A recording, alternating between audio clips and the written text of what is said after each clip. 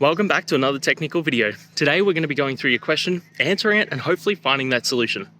Guys, remember to stay just a little bit crazy like me, and hopefully you get to that resolution. Now, let's continue on to the video.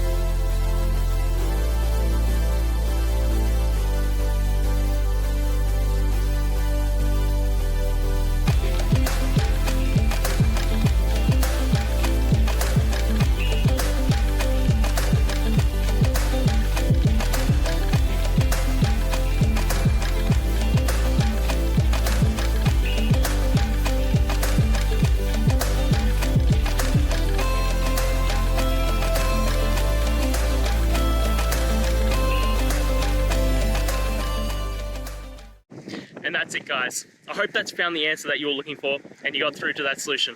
If you did, please hit the subscribe button. I'd really appreciate it. And until the next time you have a technical issue, I'll see ya. Have a good one.